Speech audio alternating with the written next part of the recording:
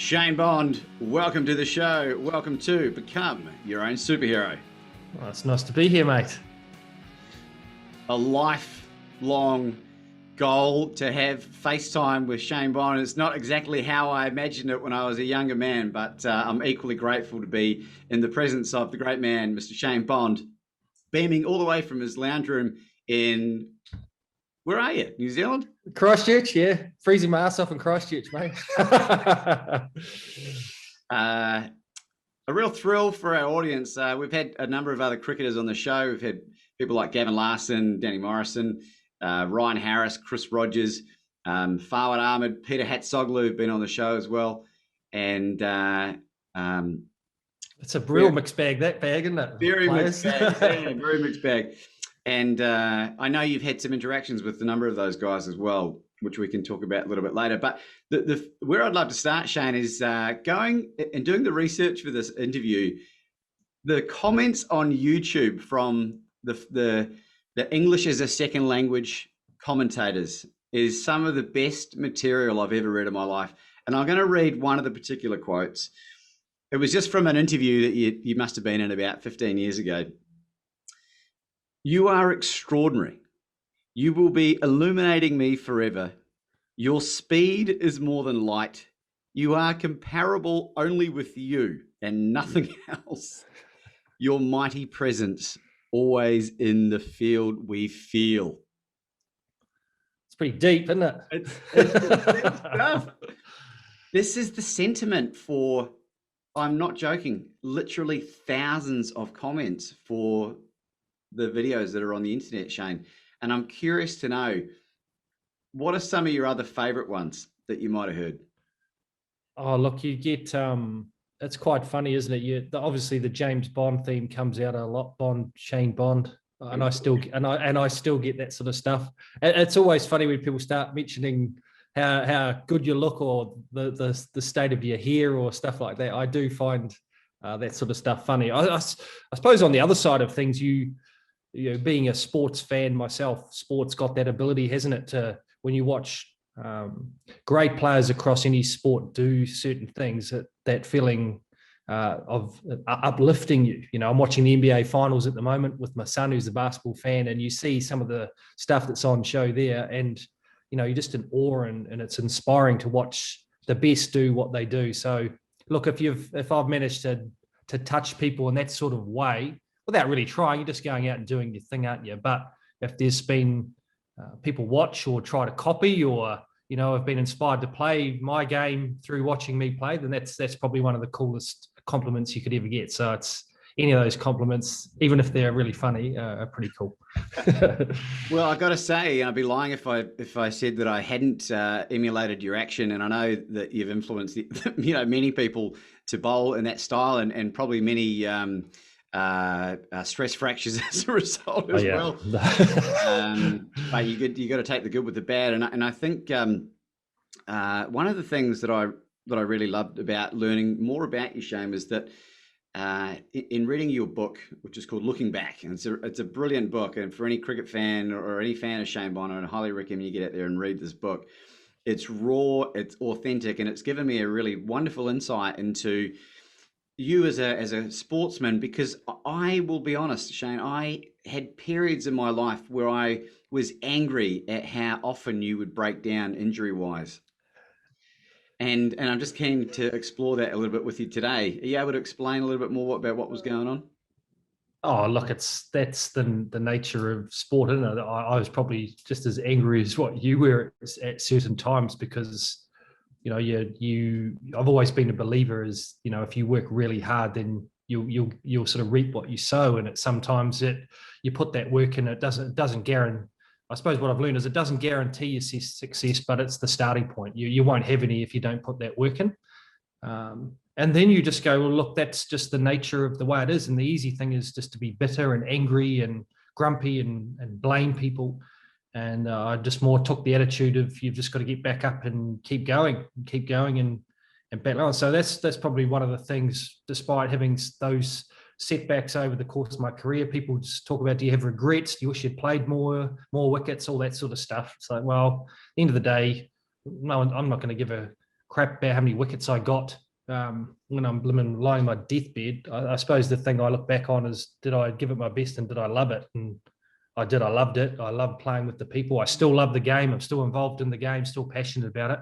And to me, that's far more important than taking 100 test wickets, but being grumpy and angry and bitter and not having anything to do with it. So, yeah, mate, I mean, I never thought I'd ever play a game for New Zealand, even though I dreamed about it. So to play, I think I played 120 all up and got to play professionally for 9 years at the top level. How can I be bitter? It was awesome. So, yeah, it's just, and you see it now with, coaching kids and different athletes. Some are just like iron men and iron women, and some others like me who are fragile for whatever reason. And that's just life. Just sometimes it sucks.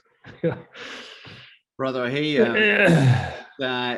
think it was more around the, surely he could be doing more to prevent a lot of this stuff. And having now learned a lot more about it, I've got a huge appreciation for the work you put in. And it's not just you saying how much hard work you put in. This is the sentiments that are echoed from everyone that really is interviewed and talks about you as well. And, even playing fourth grade at Melbourne University and going through a period of about 4 seasons where I missed half a season at a time, incredibly frustrating. So I can only imagine when your dinner depends on it as well. Yeah, that's the thing, mate. Is you have to have the ability to shut out the press, because I suppose that's where your confidence came from to be successful, was the hard work. So when I played pretty well. I think that was because I knew I'd worked hard enough to sort of deserve some sort of success.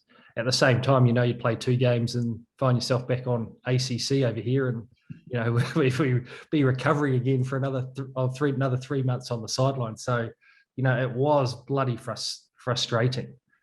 I suppose I was my own worst enemy when I was younger. I didn't train hard enough, so I missed those sort of formative years from 17 to 21, where I was out partying a little bit too much and wasn't doing enough time on my fitness and got injured, and so it didn't have that real base of work. And so when I came back up, I probably took more toll. I was bowling faster, took more toll on my body. But the only comparable person at the moment I looked at was sort of Pat Cummins, who had that talent, missed sort of 4 to 5 years, clearly a better athlete than what I was, and worked a lot harder. And sort of people can forget now that Pat was injured for 4 to 5 years, because he's had such a great run over the last 3, 4, 5 years, and it's been awesome. So take a lot of, I watch someone like him who's an awesome bloke who's gone through something similar. It's, you do enjoy when someone like him comes on and has success, because you sort of know how hard and frustrating it can be.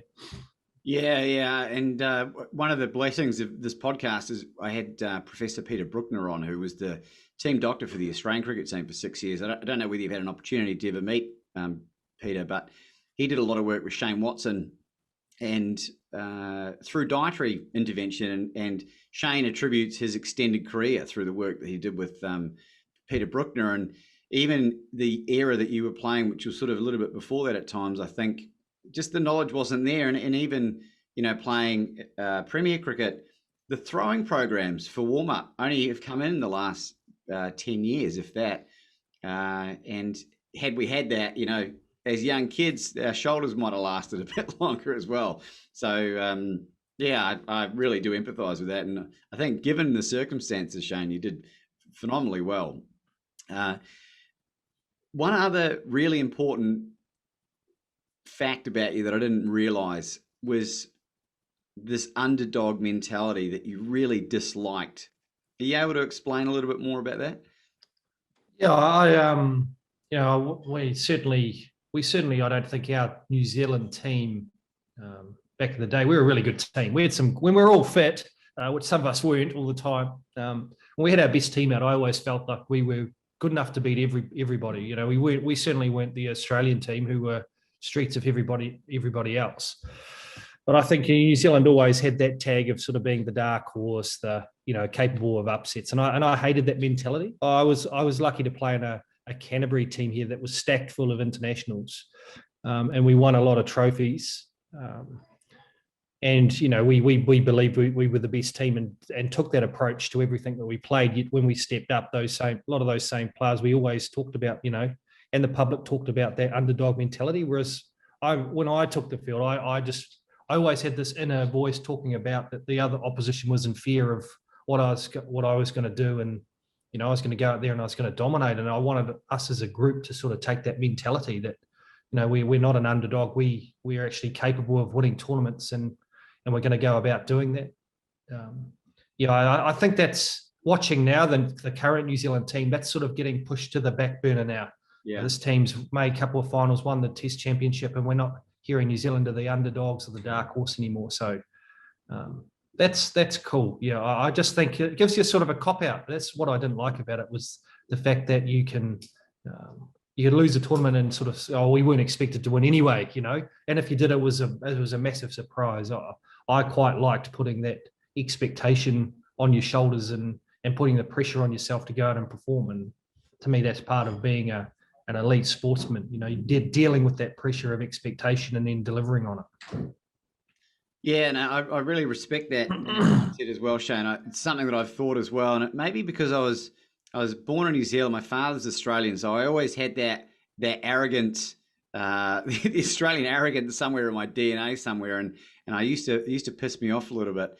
But I just love what's happening with New Zealand sport at the moment, and particularly the cricket. There's two times in my life that I'll remember exactly where I was. It was 9/11, and three. Yeah, I remember that. Yeah, 9/11, the final in 2019 that we lost to England. In the World Test Championship final. What an absolute moment for sport in general. Yeah, it was epic, mate. I remember those three places as well. So it's amazing how certain things stand out in your mind, and those things certainly do. So yeah, look, that was probably the thing for me is, you've just got to put your hand up and say, look, and that was the thing when I coached the Thunder. I had 3 years there, and we had a roster that sort of started from scratch, but everything around the language you use with the players is about winning. We're here to win. We're going to win this competition. We got to last year. I think by that stage, we genuinely believed we should win or could win the tournament. And there was a genuine disappointment when we didn't. And I think that's what I want from my team, is not that we were happy we got third. It's no, we're disappointed we didn't win. And I think you can still have both, but you want the bar set high and be striving for trying to take players as a coach where perhaps, and as a player and as a team, where they don't really think they can get to. But I think that, you're trying to see that stuff within them. And I think that's how I did it as a player. And that's what I liked from the players around me.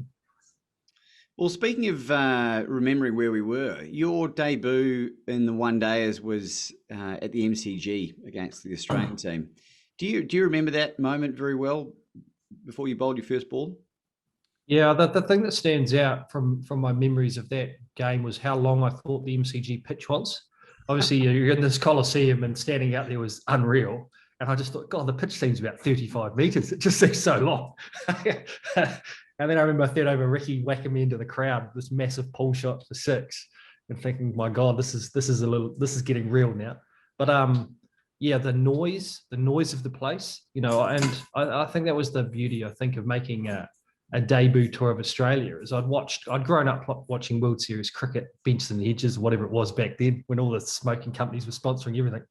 And I watched it and just loved watching that cricket. The Tri Series was sort of part of what you watched in summer, and New Zealand had always come over, and there's the underarm and Kenzie 6 and I think Chris Pringle bowling the game, the maiden in the last over. So they're we hadn't had a lot of success, but there were some cool moments.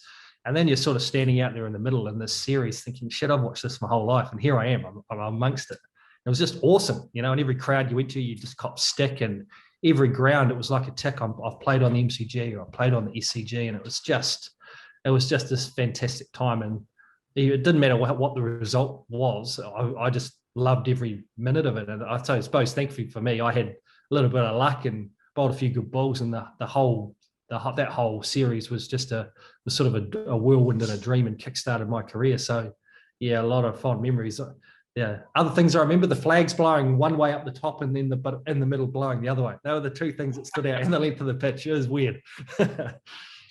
It's an imposing venue, and so many amazing cricketing memories as well. And I think the way that the world's heading now, like, I don't know that we'll ever be able to experience the same types of atmosphere or the rowdiness that once was, you know, the debaucherous Bay 13 era and all the other crazy stuff that you would have had probably been on the tail end of, I suppose, with your career.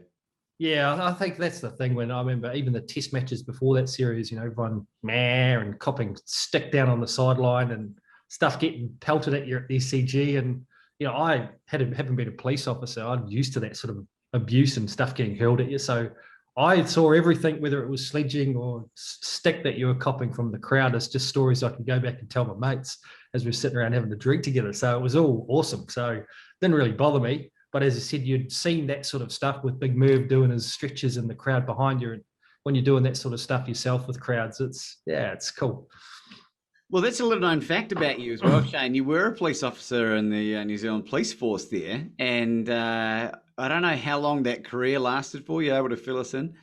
Yeah, 3 years. It was something I always wanted to do, mate, when I was growing up. Since I was probably 12, 13, that was the thing. I thought that what I'd do is I'd play cricket. I was going to play cricket for New Zealand, which in the end I thought, well, this is never going to pan out. And then after I finished cricket, because it was an amateur game back then, I'm going to be a cop, and that's what I wanted to do. So in the end, it flipped. I thought, well, I'm never going to make it as a cricketer, so I'll go down the path of trying to do the other job. And you know, went through the process. Was playing some league cricket in England, got accepted, came back, did my training over a summer, and did 3 years in the job, and loved it. It was awesome. So yeah, sort of rekindled my passion for cricket, because I realised how much I missed it when I was fit but not playing. And the police had pretty good holidays, so I could sort of work all winter and then play games and first class games over the summer. And then yeah, so in the end, you know, cricket became a career. I gave up on the police and had to find something else to do once my cricket playing career finished. You went from pepper spraying your opponents to just peppering them with short bounces.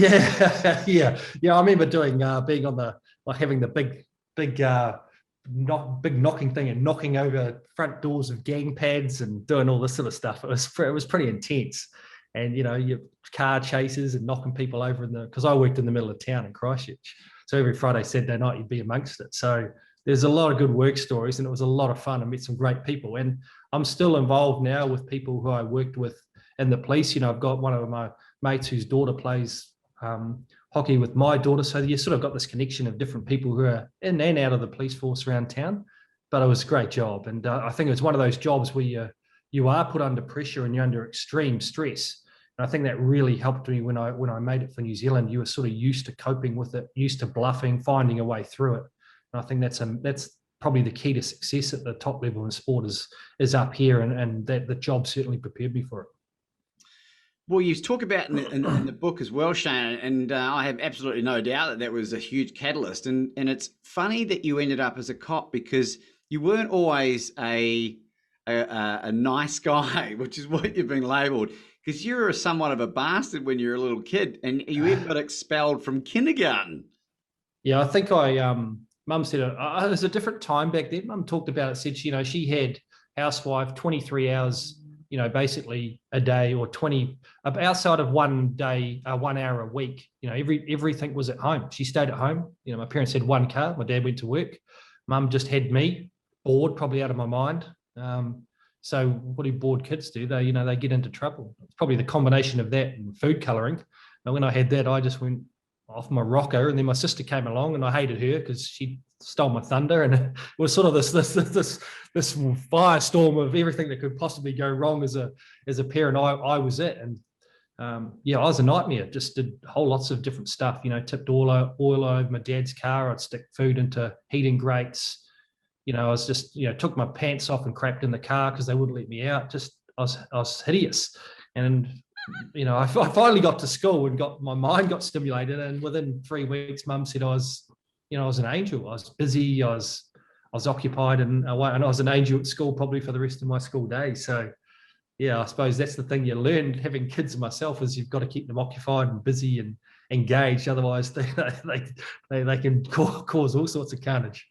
Have you manifested any of those miniature Shanes in any of the three of your own children? Oh yeah, my son, who was very, very quiet. He's sort of like me, but you know, through these wild tantrums when he was younger. So I had a hole. We've covered one of his doors with a mirror at home because it's got holes in it, And in the end, when he was about 4, we put a boxing bag in his room so that when he lost it, he could punch the boxing bag. So thankfully he settled down now. But yeah, there were shades of me and him, I think. Your father, you write about in the book, Shane, who had a huge influence in your life in terms of getting you into the great game of cricket. The book was written at least 10 plus years ago, I think. And I'm curious to know whether you're happy to answer this question. Have you been able to patch things up with your father? No, I haven't. So yeah, there was probably about 4 or 5 years ago, he had a heart attack. So I thought, well, look, I'll reach out and have that conversation again. So did, and it was okay. And then I sort of hit the road and didn't hear from him again for 6 months. And so I thought that was a reasonably poor form. So look, there's been ongoing stuff. So the short answer is no. We certainly haven't mended that relationship. It's been 10 years really now since I've had too much to do with him. Probably longer actually. I think it was just before my daughter was born in 2004. So that's 17 years now. That's pretty much, that's when we cut off. So it's a long time. And it's like, as you can appreciate, as you get older, you tolerate less bullshit. You don't want people around you who, you waste energy on. You just want to be around people who make you happy, who engage you, who, treat you with respect, and you enjoy their company. And my father's just not one of those people. So I'm lucky I've got my wife's family and my sister, my mum, a whole lot of mates and other family around. That's more than enough for me. So yeah, it's sad, but look, it happens. Yeah, well, I'm sorry to hear that, and the reason I bring it up is through my own journey, Shane, of late as well. My father, who you might even remember, who was a radio announcer in Christchurch. He was on Radio Avon and C93 and B98, and Ridiculous was his name. Oh yeah, I remember. Yeah. I do. He was a personality in New Zealand, and his health has declined a lot over the years. He's living over here now, and him and I have had 2 major arguments, the worst that we've ever had, and we've always had pretty good relationships, and they stem around me incorrectly trying to change him. And I've realized that was my fault. I can't change people, just got to try and lead by example. But off the back of a huge argument recently, I said some really horrible, shitty things to him. I reached out to a guy, Dr. Fred Luskin, who wrote a book, Forgive for Good. And the reason I bring it up is because even though I was the one that did the damage, I still felt aggrieved from the way that my father treated me, right? And all he was doing was just living his life and not wanting to change, right? Yeah. But the book and the interview with Fred was really eye-opening for me, because the act of forgiveness, and I'm not sure how much work you've done on this at all, but it was about being able to set me free so that I don't have to invest any more energy on it. I can only empathize with not having your father and your kids' lives as well. And I've thought about that a lot. I don't have kids yet, but we're working on it. But his book, Forgive for Good, he's a Stanford professor and created the Stanford Forgiveness Project. And he's been able to work with IRA victims, people whose families were killed in bomb blasts in Ireland, and they've been able to hug mums who have had their children run over by drunk drivers and forgiven the drunk driver, and even Jewish Auschwitz survivors who have forgiven the camp commanders. Jesus. And we're talking about serious levels of forgiveness, because it's not about absolving the person of their wrongdoing. It's about being able to let it go from here and being able to move on with your life and not invest any more energy on that. Are you familiar with any of these concepts or done any work on this? I'm not, mate, but that's probably the big thing for me is, having done that re-engagement. Like it's not about, as you said, it's not about me being bitter now. I've never been overly bitter about it. So I just go about my life. I've made the conscious decision, I just don't want this person in my life, and he can do whatever he wants. And I re-engaged. It didn't work out. It's okay. So as I said, I don't carry this underlying bitterness around with me about it. It just is what it is. So I suppose I'm lucky that I've got so many other great elements in my life. You don't miss it. My my kids don't miss it because the same. They've got so many other great people in their lives. They don't know any different. So yeah, and from that mistake, it's sad. It's sad that it's. I almost feel pity for him because he's missed so much. I mean, I've got 3 kids. My sister's got a couple. That's through his own choice to disengage us. He's missed out. He's got his own life and a different family now. But yeah, in the end, there's some things you certainly can't waste energy on, can you? And I don't waste any energy on that. Yeah, and I think it's an important distinction to know as well. Like all of the most successful, self-developed people in the world are really good at setting clear boundaries, and that includes leaving family out.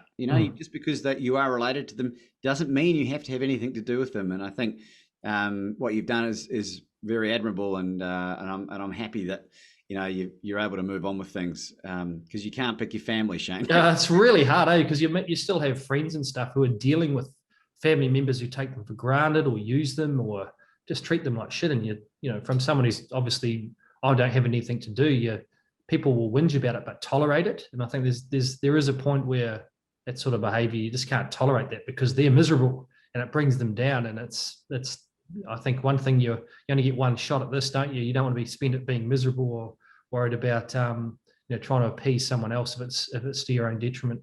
Yeah, 100%. And I suppose given the experiences over your life and your career with the injuries and when the press turn on you and dealing with your dad and all this other stuff, the resilience that you've spoken about developing, what are some tips or some ideas that you can share with people that might be doing it real tough right now? Well, it's a tough question. I certainly think I've hardened, and that's a range of those experiences. Obviously, the job that I did, the police, that's a big one for me because when I went to that job, I had a very humble working class background. I wasn't exposed to too much of the bad stuff in life, and sort of just had this sort of, I don't know if you'd say it was rose tinted, but I had a pretty rose tinted look at the world. And then you go into a job where you see the 20% of just scum really of society and deal with people who will lie, want to hurt you, and you see some stuff and death and all that, and deal with from a range of from old people to car wrecks to babies dying on the operating table to all that. You deal with that in the police, and when you're dealing with that on a day-to-day basis, it certainly steels you. And can, in some respects, make you a little bit of a cynic. I think I got out before I became a real cynic because I still think I'm a reasonably positive and trusting person, but it certainly builds up a level of tolerance.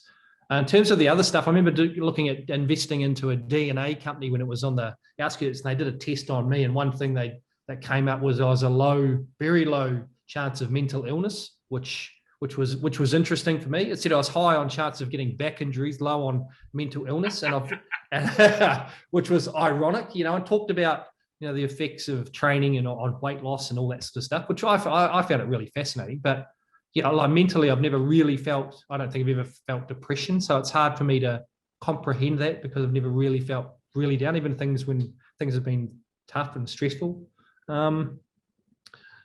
So what are the tips? It's really hard if you've never been in that space to offer tips for people in that space. The only thing you can do is, as I said, I get one chance at this life, and so I've got to make the absolute most of it. And it's like having an injury. You just pick yourself up, don't dwell on it, and you get yourself on that path to what's my next thing. What are the goals or the things I'm trying to achieve? And it's no different in sport and life. What are the things I want to achieve in life? I want to give my kids a good life. I want to travel with my wife when the kids leave home. I want to, there's things that we've set out that you just work towards. And if you have those sort of focal things, those things you're looking to, that sort of can keep you on a pathway. It's when you don't have anything to aim for or to live for, it's when things can get tough because you can drift, and you can sort of wallow in the stuff that can drag you down. So I think having some goals, whether massive or just something that you're looking forward to, things to look forward to, I think are really important. And for me, travel's always been one. I look forward to going away. I look forward to holidays. It gives me something to work towards, gives me time with the people I care about. and that they're the little things that we do to keep ourselves connected and happy.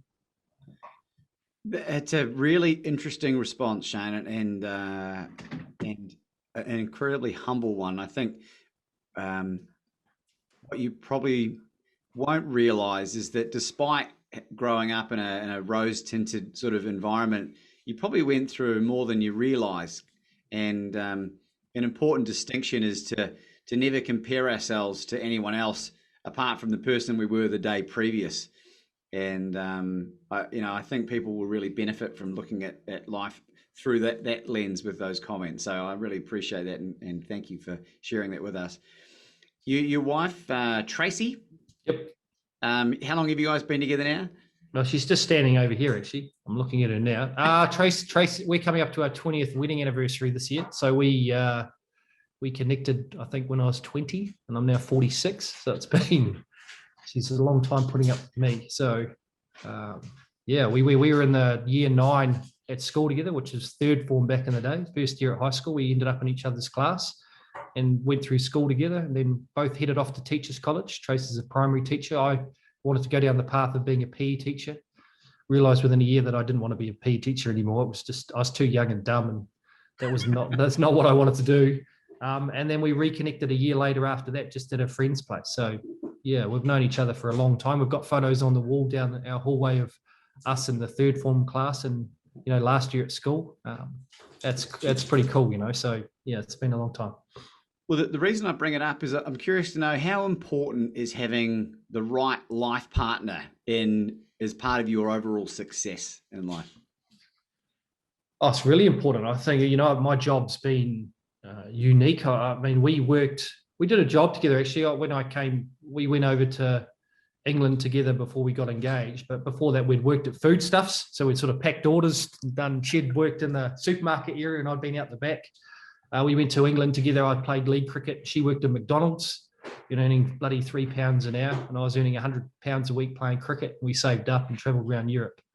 And so then we came back, and she did her teaching. I was a policeman. So I've never really worked a 9 to 5 together. I shift work before I went into this lifestyle that I've had now for the last 20 years, where I've been away for 3 months at a time, home, and then in and around that, she's had to deal with 3 kids who are 3 under 5, and dealing with that when I'm not at home. So I wouldn't have been able to do all of that, and still doing the stuff that I've been doing. I think I've just got back from being away for 10 months and having 3 weeks at home in that 10 months without her being able to hold the fort and cooking for the kids every day and running them around. I come home and do it for a day, and it just about drives me nuts. And for her to be able to do that for an extended period of time without me being around with teenage kids who can drive anyone nuts is just makes it so much easier. So she probably knows no different anyway, but to have someone who, when you're having it really hard, understands what you're going through, can support you through that, is critical. And I see it now from the coaching perspective, when guys can come in and they come into the lifestyle of being a cricketer, and they're away for those extended periods of time, and they have a partner, and if they haven't been doing that, or the partner hasn't been, and it's so unusual, and both parties can really struggle with that time away. Whereas we've always looked at it as being good for our relationship. When you go away, I really appreciate the stuff that she's done, and you miss each other, and it's sort of re-sparks everything. So we're used to it, but she's a legend. Well, congratulations on the anniversary. 20 years is a phenomenal effort. I don't know what the jewelry is that you're supposed to buy at 20. Apparently, it's platinum. I think that's what I'll just have to see whether I get her something nice. She's giving me the fingers now, so yeah. Well, I think India is a really great place to get some precious metals, and that's where you're going to be heading back pretty soon. Oh, I'm going to the UAE actually, so gold's probably the one that I could, if I'm allowed out and about, I could perhaps go and get some platinum or gold, because I think it's reasonably cheap over there. So yeah, I'll miss it. I'll miss. I mean, it's my daughter actually. I've got 2 daughters. The middle one, who's number 2 of our 3, said to me, I haven't been part or been around for her birthday for 6 years because I've been away. So wow. I suppose that's the thing. I'm missing another wedding anniversary this year. I don't think I've been around for my wife's birthday for 6 or 7 years because it falls in the middle of the IPL, and I haven't seen my other daughter's birthday for 6 years. So that's the other side of the job. Even I love my job, but you do miss some of those milestones, which can be challenging. Well, let's talk about that. So what have you got going on in the world cricket-wise at the moment? What are you involved with? Well, waiting to go back to now the UAE to finish off the IPL, so it's always awesome. I'm doing some work at home. That's one of the things I've really wanted to do and focused on in the last year or two, is try to do some coach mentoring. I like working with New Zealand cricket, particularly with the players, obviously the top level guys who I still have a relationship, but I've been part of a winter squad here for sort of 10 years since I finished, and that's the next level up, who are next level below, who are going to come on and play. So, when I started with that program, it was the Doug Bracewells, the Adam Milnes, these sort of guys. And, I've been part of that program, the Cole Jamiesons, the Tom Blundells, these sort of players have come through. So you've got a relationship across all the players in New Zealand. Done a little bit of work with the women's team. But I've pulled back a little bit. I was going to go to the 100, pulled out because of the quarantine stuff's pretty challenging. And I was really keen to continue on with the Thunder, because the last 3 years have been fantastic there. But again, my daughter's got a year left at school. My son's got a potential to have a reasonably big cricket season, and you just have to make some choices. And those choices are, even though they're tough, are reasonably easy because you want to spend that time doing the family stuff. So from the cricket side of thing, it's reasonably quiet year. And once my girls head off, which is only a year or two away, and Ryan hits high school next year, then I'll hopefully get back over to Australia and do some more big bash stuff. I love coming to Aussie, and it's an awesome competition. So yeah, hopefully I'll get another chance to do that. Brilliant. Can we expect any of the Bond second generation to be donning the black cap anytime soon? Not my girls. They're doing hockey and water polo and other stuff, but my son loves his cricket. He's a good wee player. So yeah, I mean, that's what he wants to do. He wants to play cricket. And I suppose from my perspective, it's a great chance to connect. We go down to the nets, I throw balls at him, hits balls. He listens to what I have to say, which is pretty cool. Sometimes kids, this might be the only time they listen to you, but there's a real connection for us there. He loves the game, and he's got to experience some pretty cool stuff being in our change room at Sydney. And, the guys from IPL give him a shirt or send him a video message. So, there's a real passion for him for the game, and we share that. And it's like anything now, you just hope that he goes on, and whatever level he meets, but he loves the game and hangs out with his mates and has a great time. And he's certainly doing that, which is really cool. I've got a weird theory that I've been thinking about for a few years, Shane, and I'm keen to run it past you and see what your thoughts are. If you took, let's say, your son as a 5-year-old boy and just ensconced him in the Black Caps as a player and developed him, and let's assume that he was physically able, there was no issues with that. Do you think that just by sheer osmosis that child would then become world-class at cricket? I don't know. That's really hard. I mean, he's clearly got his own idols, through the players he watches. He tries to bat like Kane Williamson. You can just see the elements of who he's. It's a pretty good person to try and mimic with the with the bat. And there's little elements of me with the ball through DNA. You can see elements of my own action, and that's cool to watch. But as I said, the thing you can't account for is your headspace, because you can have all the talent in the world, but how you cope with the pressure of success, failure, the sort of person you want to be, the drive to get out and do, as I talked to him about, the drive to get fit, the drive to push yourself past where you think you can go, that's all part of being a successful athlete at that level. Now, you're going to learn that as you go along, but I'll talk to my son about, all right, we're going to go and do swimming once a week, and he doesn't really like it. I said, look, that's the reality. You've got to stay fit. You've got to stay healthy. These are the things that are going to, not only good life skills, but are going to put you in good stead for your cricket. And then you sort of want them to fail, even though it sucks that they fail, but you need them to fail and have the ability to bounce back and do those sort of things. So yeah, in the end, what you want them to do though is be a good teammate and enjoy the game, and things that are, I want to coach his team this year. He's got spend more time. So things like not throwing the bat and not throwing tantrums and those sort of things are important. I think those sort of things are massive, because even though cricket can be very individual, it's a team game. And the way you react to your own success and failures around your team can talk a lot about you as a person. So they're the conversations I'm having that I find are more probably important, that, you know, him recognizing what a good teammate looks like and how he holds himself and behaves, and there's, yeah, and I suppose that's leadership stuff as well. And that's fun. They're cool conversations outside of the cricket side, and watching him do well, and that as a parent's always pretty cool. Well, it's I love that, Shane, and what's happening in Australia, at least, I'm sure it'll be not far away if it's not happening already in New Zealand, with the rules around dissent. You basically can't do anything without getting pinged for a couple of games, even at a Premier level over here. One of the last games that I played as a 40-year-old captain of like between 15 to 19-year-olds, I was fielding it long on. And we were just having a disaster day. And because my voice projects really well, I remember dropping a huge F-bomb. And I'm normally really disciplined. It was downwind. The umpires who had known me for years were really disappointed at this use of language. But you just can't get away with anything these days. And had there been another game, I would have been pinged for a game. So, yeah, it's a really important distinction.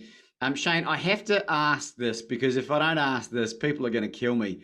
I would really love for you to recreate your favourite cricketing memory as a player in the Black Caps. Oh, as a player, I think one of my favorite moments was we talked about, one of the mantras when I came into the Black Caps was better than before. So that was started by Gilbert Enoka, who ended up being the GM for the All Blacks. He may still well be, and he's been a big part of their sort of success over the last 10 years. So under Steve Fleming with Gilbert, it was better than before, and we talked a lot about breaking and doing things and creating history. I think the New Zealand team won at 99 at Lords. And one of the things that we hadn't done was win a test match in the West Indies. So, we went to Kensington Oval, and we won a test match at Kensington Oval in 4 days. And I remember bowling Brian Lara, he was the second to last wicket, I think. And then the next ball, I got the last wicket to win that test match. And that feeling of having done something that no other team had done before, and win a test match over there, after teams had gone over there and just got hammered, was awesome, And I think they're the special moments, is when you have a team performance that creates history or wins something tight or does something special. And that was a real standout. I get shivers down my spine thinking about it. You're bringing back some amazing memories, and because I've gone through so much footage. There's so many thousands of videos in pretty poor quality, because the technology's evolved so much over the last sort of 15 years. Shane, if people want to learn more about you, can they find you anywhere on social media, and where can they find your book? Oh, I don't know. Probably the bargain bin would be where they find my book, or in the sleep section. I don't know.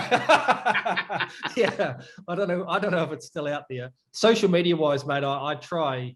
I use Instagram, Twitter, and Facebook. Facebook, I was off Facebook and used it after the earthquakes to reconnect, to make sure my friends were safe, and really, and to store photos from holidays when we go away. And Instagram is just really to monitor my kids to make sure they're up to no good. And Twitter just to follow what the news is. So I don't post on those things, trying to get my kids off a little bit. Look, I'm on LinkedIn, and I get a lot of connections through LinkedIn and stuff as well.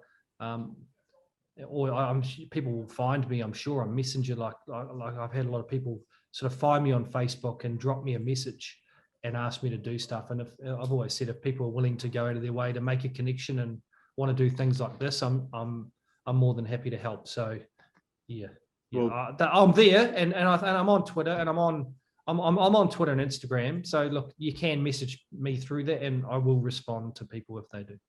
A true gentleman. Well, you're under no obligation to have a social media presence, and you're probably better off not having one, if I'm honest.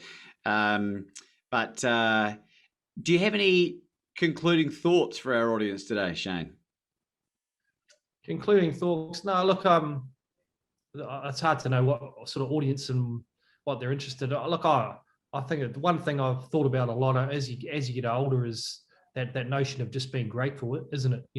I think as people, there's a tendency to be jealous of others. That you see what someone else has got and you want a piece of that. And sometimes it's easy to forget the good things around you, or what you've done, or what you've got. And and more importantly, the people you've got around you. So just trying to spend a little bit more time being grateful that, yeah, I'd love a bigger house or a faster car or a nicer set of jeans, but actually what I've got's not too bad. And, you know, at the end of the day, when I'm, as I said, when I'm on my deathbed, I think those things aren't going to be that important to me. So you're just appreciating the good people around you. It's, that's what I'm trying to spend a little bit more time thinking about.